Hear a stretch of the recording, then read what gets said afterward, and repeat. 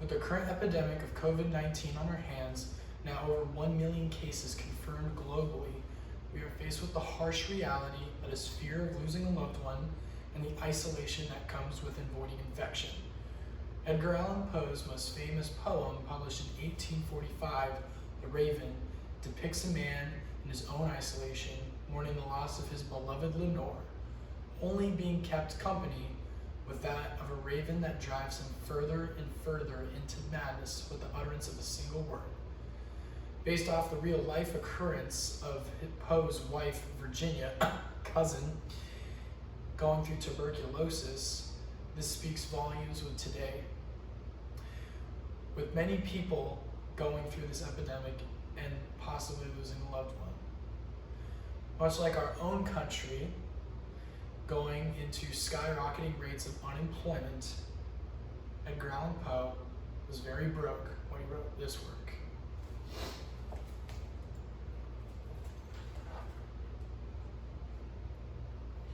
Once upon a midnight dreary, while I pondered, weak and weary, for many a quaint and curious volume of forgotten lore, while I nodded, nearly napping, suddenly there came a tapping, as of someone gently rapping at my chamber door. "'Tis some visitor," I muttered, tapping at my chamber door. Only this and nothing more. Distinctly I remember it was in the bleak December, and each separate dying ember brought its ghost upon the floor. Eagerly I wished the morrow, vainly I had sought to borrow from my books to cease of sorrow. Sorrow for the lost Lenore, for the rare and radiant maiden whom the angels name Lenore, nameless here forevermore. And the silken, sad, uncertain rustling of each purple curtain thrilled me, filled me with fantastic terrors never felt before, so that now, to still the beating of my heart, I stood repeating, "'Tis some visitor entreating entrance at my chamber door. Some late visitor entreating entrance at my chamber door. That is and nothing more." Presently, my soul grew stronger, hesitating then no longer. "Sir," said I, or "Madam, truly, your forgiveness I implore, but the fact is, I was napping, and so gently you came rapping, and so faintly you came tapping at my chamber door, that I scarce was sure I heard you. Here I opened wide the door, darkness there, and nothing more. Deep into that darkness peering, long I stood there, wondering, fearing, doubting, dreaming dreams no mortal ever dared to dream before. But the silence was unbroken, and the stillness gave no token, and the only word there spoken was the whispered word, "Lenore?" This I whispered, and echo murmured back the word "Lenore." Merely this and nothing more. Back into the chamber turning, all my soul within me burning. Soon again I heard a tapping somewhat louder than before. "Surely," said I, "surely that is something at my window lattice. Let me see then what threat is, and this mystery explore. Let my heart be still a moment, and this mystery explore. 'Tis the wind and nothing more." Open here I flung the shutter, when, with many a flirt and flutter, in there stepped a stately raven of the saintly days of yore. Not the least obeisance made he, not a minute stopped or stayed he, but, with mine of lord or lady perched above my chamber door, perched upon a bust of Pallas, just above my chamber door, perched and sat, and nothing more. Then this ebony bird, beguiling my sad fancy into smiling, by the grave and stern decorum of the continents it wore, "Do thy crest be shorn and shaven, thou," I said, "art sure no craven, ghastly grim ancient raven wandering from the nightly shore. Tell me what thy lordly name is on night's Plutonian shore." Quoth the raven, "Nevermore." Much I marveled this ungainly fowl to hear discourse so plainly. Through its answer little meaning, little relevancy bore. For we cannot help agreeing that no living human being ever yet was blessed with seeing bird above his chamber door. Bird or beast upon the sculptured bust above his chamber door, with such name as Nevermore. But the raven, sitting lonely on the placid bust, spoke only that one word, as if his soul in that one word he did outpour. Nothing further than he uttered, not a feather that he fluttered, till I scarcely more than mothered. Other friends have flown before. On the morrow he will leave me, as my hopes have flown before. Then the bird said, Nevermore.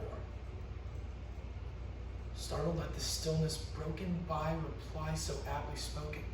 Doubtless, said I, what it utters is its only stock and store, caught from some unhappy master, whom unmercifully disaster followed fast and followed faster, till his songs were burden bore. Till the dirges of his hope that melancholy burden bore, of nevermore. But the raven, still beguiling all my fancy into smiling, straight I wheeled a cushioned seat in front of bird and bust and door. Then upon the velvet sinking, I betook myself to link fancy unto fancy, thinking what this ominous bird of yore, what this grim, ungainly, ghastly, gaunt, ominous bird of yore meant in croaking nevermore. Then I sat engaged in guessing, no syllable expressing to the fowl whose fiery eyes now burned into my bosom's core. This and more I sat divining, with my head at ease reclining on the cushion's velvet lining that the lamp lighting gloated o'er, but whose velvet violet lining with that lamp light glowing o'er, she shall pass, nevermore. Then methought the air grew denser, perfumed from an unseen censer, swung by a seraphim whose foot fails tinkled on the tuffled floor. Wretched, I cried, thy God hath let thee by these angels, he hath sent thee respite and nepenthe from thy memories of Lenore. Quaff, oh quaff this kind nepenthe, and forget this lost Lenore. Quoth the raven, nevermore. Prophet, said I, thing of evil, prophet still, if bird or devil, whether tempter sent, or whether tempest tossed thee here ashore, despite yet all undaunted, on this desert land enchanted, on this home by horror haunted, tell me truly I implore, is there balm in Gilead? Tell me I implore. Quoth the raven, nevermore. Prophet, said I, thing of evil, prophet still, if bird or devil, by that heaven that bends above us, by that God we both adore, tell this soul with sorrow laden, if within distant Adain, it shall clasp a Satan maiden, whom the angels name Lenore. Clasp a rare and radiant maiden, whom the angels name Lenore. Quoth the raven, nevermore. Be that word our sign of parting, bird or fiend, I shrieked upon upstarting. Get thee back into tempest and the night's Plutonian shore. Leave no black plume as a token of that lie that soul hath spoken. Leave my loneliness unbroken with the bust above my door. Take thy beak from out my heart, take form from out my door. Quoth the raven, nevermore. And the raven, never flirting, still is sitting on the pallid bus of pals just above my chamber door. And his eyes have all the seeming of a demon's that is dreaming, and the lamplight o'er him streaming throws his shadow on the floor. And my soul from out that shadow that lies floating on the floor shall be lifted nevermore.